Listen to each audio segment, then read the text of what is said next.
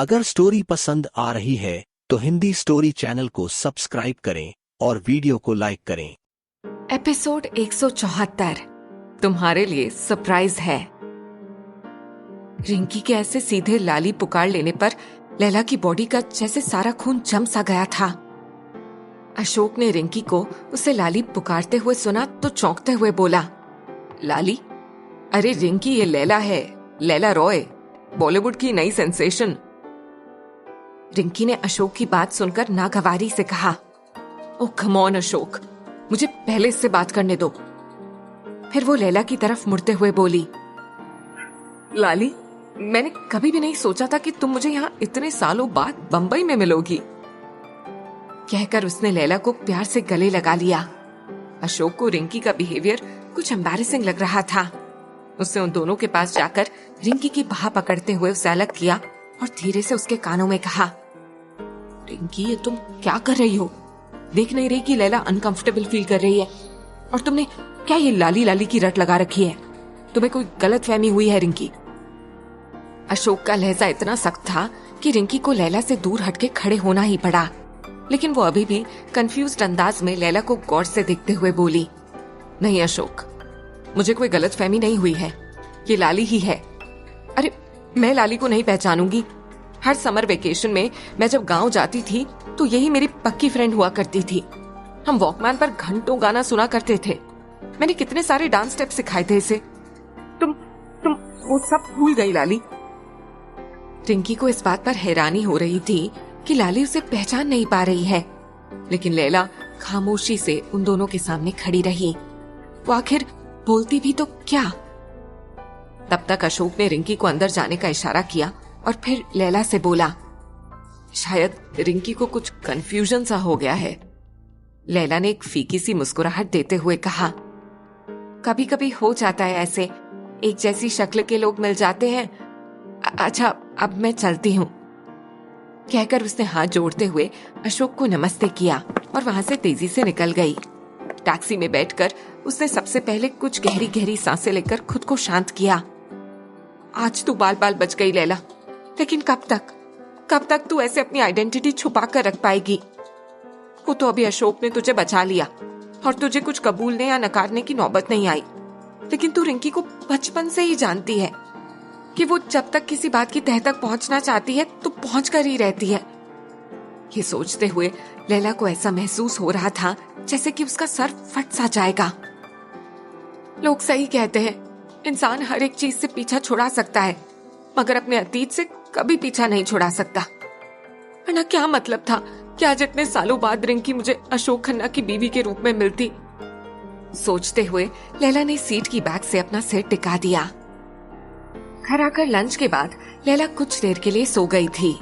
मारिया जब उसके कमरे में आई तो उसने देखा कि गहरी नींद में सोई हुई लैला के चेहरे पर पसीने की नन्ही नन्ही सी बूंदें हैं और वो होठों ही होठों में कुछ कुछ बड़बड़ाई जा रही है और साथ ही साथ वो नींद में ही सिसकती भी जा रही थी। मारिया ने जब देखा कि लैला इस हद तक डरी हुई है तो उसने एकदम से उसके पास जाकर उसे धीरे से पुकारा, लैला मैम, लैला मैम। मारिया की आवाज पर लैला ने एक झटके से उठते हुए कहा, मैं लैला हूँ मैं।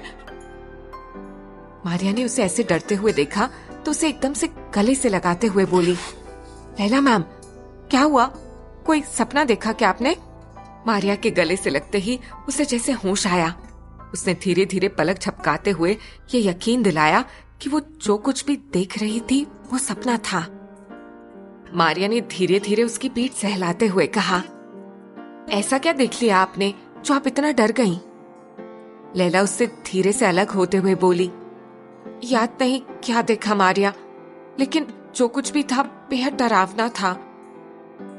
कहते हुए उसने गहरी गहरी सांसें लेकर खुद को संभालने की कोशिश की। तब मारिया ने कहा, मैं आपके लिए कॉफी बनाकर लाती हूँ, आप तब तक मुंह हाथ धो लीजिए, थोड़ा फ्रेश फील होगा। लैला हामी भरती हुई उठ खड़ी हुई। सुजॉय आज काफी दिनों बाद सुहाना के फ्लैट पर उससे मिलने आया हुआ था, लेकिन वॉचमैन ने उसे पहचानते ही बताया कि सुहाना अभी घर पर नहीं है। उसने वॉचमैन से पूछा, यूजुअली कब तक लौटती है मैम? वॉचमैन ने अपनी घड़ी देखते हुए बताया।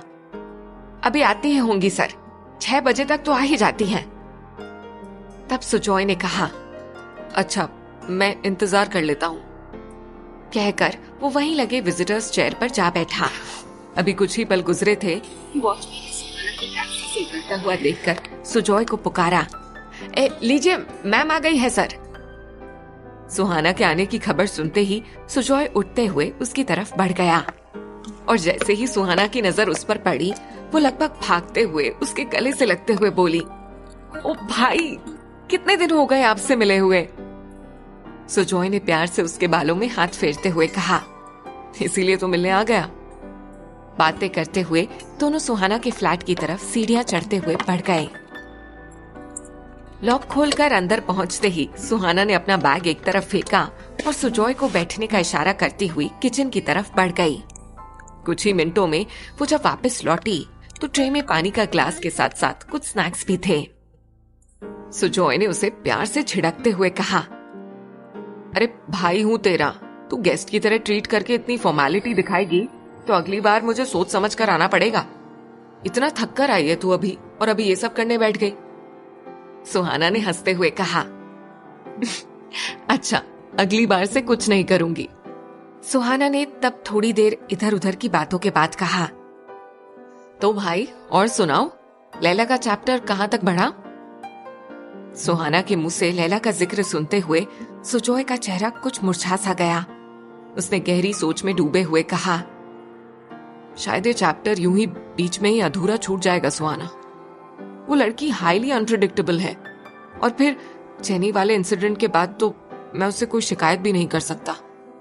सोचा था कि जल्दी उसे प्रपोज करके उसका जवाब जान लूंगा, लेकिन अब इन हालात में तो कुछ बोलना ही बेकार है। सुहाना खामोशी से पूरा ध्यान लगा के उसकी बातें सुन रही थी। फिर उसने पूरी बात सुनने के बाद कहा, भाई मेरी समझ तो यही कहती है कि आपको बाकी सारी फिक्र छोड़कर लैला को प्रपोज कर देना चाहिए। हर दिन घुट घुट के जीने से अच्छा है एक बार उससे सारी बात कहकर कम से कम अपना दिल हल्का तो कर लिया जाए। अब वो एक्सेप्ट कर ले या फिर इनकार कर दे, वो बात की बात, कम से कम आपको अपनी तरफ से तो इत्मीनान हो जाएगा। सुजॉय को उसकी बातें सुनकर ऐसा लग रहा था जैसे कि वो सही ही बोल रही है। सुहाना ने आगे कहा, और वैसे भी अगर वो समझदार रही तो आपका प्रपोजल एक्सेप्ट कर ही लेगी। आपकी जितनी सेटल्ड लाइफ अभी कौन दे सकता है उसे। एक्ट्रेसेस को अच्छे से पता होता है कि उनकी रियल लाइफ बहुत से बहुत 5-10 साल के बीच में होती है। उनका वक्त ढलने से पहले पहले ही कोई मजबूत हाथ थाम लेना ही अक्लमंदी है। उसकी बात सुनकर सुजॉय ने हंसते हुए कहा, तेरे लॉजिक सुनकर तो लैला से इनकार करते ही नहीं बनेगा।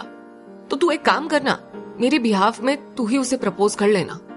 उसने हाँ कर दिया तो बल्ले बल्ले, और इनकार कर दिया तो उसका दुख भी तू ही झेल लियो। सुजॉय की बात सुनकर सुहाना भी हंस पड़ी।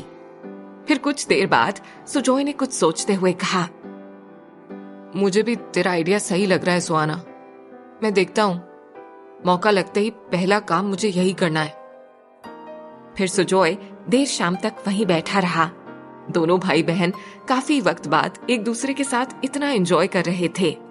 फिर सुजॉय ने डिनर बाहर से ही ऑर्डर किया और फिर उसे घर लौटते लौटते लगभग 11 बज गए। घर आकर सुजॉय देर तक सुहाना की बातों को ही याद करता रहा। तभी उसकी नजर टेबल पर रखी एक फाइल पर पड़ी।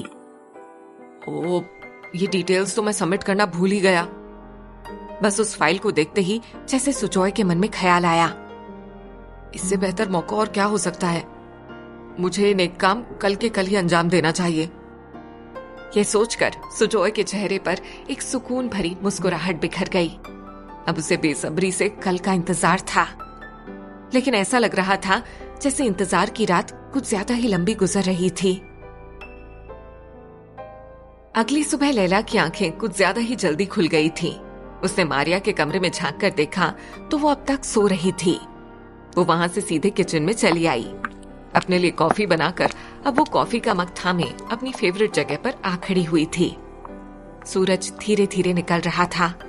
गुजरा हुआ दिन लैला की नजरों के सामने किसी फ्लैशबैक की तरह गुजर रहा था। अभी उसने कॉफी के 2-4 घूंट ही भरे थे कि तभी डोरबेल बजने की आवाज आई। उसने चौंकते हुए कमरे में कदम रखा और साथ ही साथ घड़ी पर नजर डाली। अभी 5:30 ही बज रहे थे। न जाने क्यों। अगर स्टोरी पसंद आ रही है तो हिंदी स्टोरी चैनल को सब्सक्राइब करें और वीडियो को लाइक करें।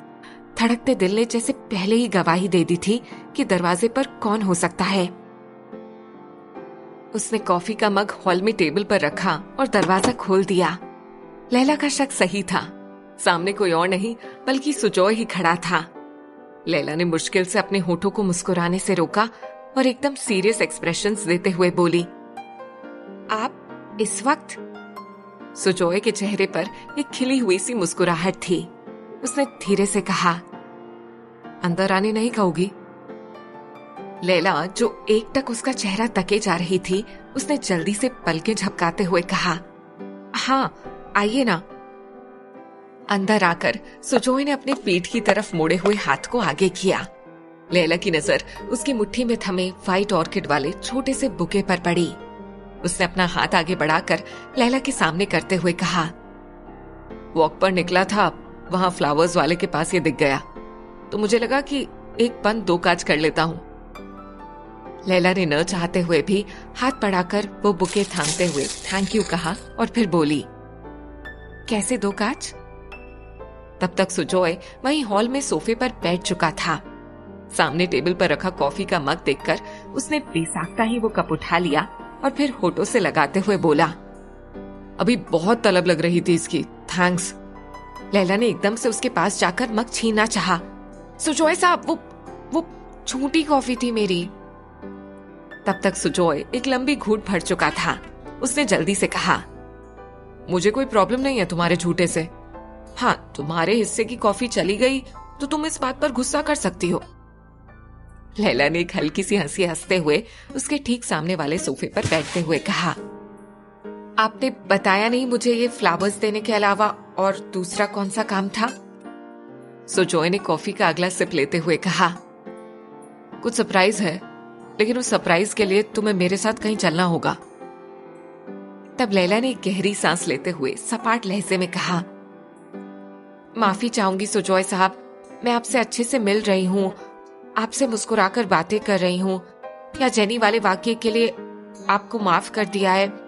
इन सब के बावजूद मुझे नहीं लगता कि हमारे बीच अब ऐसा कोई टर्म बचा है जिसके लिए मुझे आपके साथ किसी सरप्राइज के लिए जाना चाहिए।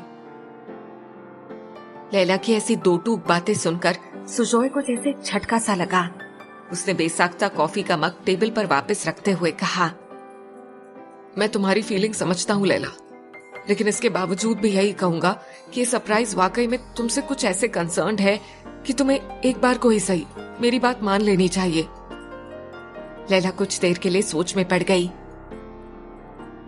ऐसा भी क्या है लैला? और फिर जब सुजॉय साहब ये कह रहे हैं कि ये सरप्राइज तुझसे कंसर्न्ड है, तो फिर उनकी बात मान लेने में क्या हर्ज है? जिद करने की भी एक हद होती है। मन की इस आवाज ने लैला को अपना फैसला बदलने पर मजबूर कर दिया। उसने एक ठंडी सांस भरते हुए कहा, ठीक है, मैं अपना पर्स लेकर आती हूँ। सुजॉय कुछ नए और अनजान रास्तों से गुजरते हुए ड्राइव करता जा रहा था, जबकि लैला का दिल अजीब से अंदाज में धड़क रहा था। उसे बार बार यही सवाल परेशान कर रहा था कि आखिर सुजॉय किस सरप्राइज की बात कर रहा है। आधे पौन घंटे की ड्राइव के बाद सुजॉय ने अचानक से सड़क के किनारे अपनी कार रोकी। लैला उसके बोलने का इंतजार करते हुए उसके चेहरे की तरफ ही देख रही थी। तब सुजॉय ने अपनी पॉकेट से अपना रुमाल निकाला और उसे फोल्ड करता हुआ बोला, अब क्योंकि सरप्राइज बहुत बड़ा है, इसीलिए यहाँ से तुम्हें अपनी आंखों को कवर करके चलना पड़ेगा ताकि तुम्हारा सरप्राइज सही सही तक तुम तक पहुंच सके। लैला ने कुछ झुंझुलाते हुए कहा, देखिए सुजॉय साहब, मैं आपकी बात मानकर यहाँ तक आ गई हूँ, अब ये सब पट्टी वट्टी क्या है? उसका ये अंदाज देखकर सुजॉय को खुद पर बेहद गुस्सा आ रहा था, लेकिन उसने मुश्किल से खुद पर जब्त करते हुए कहा, ये बस आखिरी काम है जो मैं अभी आपको करने को कह रहा हूँ। लैला ने गहरी सांस ली और फिर उसने धीरे से सिर हिलाते हुए हामी भर दी। सुजॉय ने अपना रुमाल फोल्ड किया और उसकी आंखों पर पट्टी की शक्ल में बांध दिया। फिर उसकी तरफ का दरवाजा खोलकर उसे संभालते हुए बाहर ले आया। उसने कार लॉक करने के बाद लैला का हाथ थामा और फिर बोला, अब यहाँ से कुछ दूर हमें पैदल चलना है, उसके बाद हमारी मंजिल हमारे सामने होगी। लैला सुजॉय का हाथ थामे और आंखों पर पट्टी बांधे धीरे धीरे आगे बढ़ने लगी। कुछ दूर जाने के बाद सुजॉय ने उसे एक कोने में खड़ा किया और बोला, मैं बस अभी 2 मिनट में आया। और फिर वो वहां से चला गया। लैला आंखों पर पट्टी बांधे उसके आने का इंतजार करने लगी। कुछ ही देर में सुजॉय वापस आया और उसका हाथ थाम के आगे बढ़ते हुए बोला, ध्यान से, यहाँ पर सीढ़ियां हैं। लैला ने उसके इंस्ट्रक्शन के मुताबिक सीढ़ियां चढ़ी और फिर दोनों एक हॉल नुमा कमरे की तरफ आ गए। तभी लैला ने बंद आंखों से एक आवाज सुनी, अरे तुम लोग आ गए। हिंदी स्टोरी चैनल को सब्सक्राइब करें।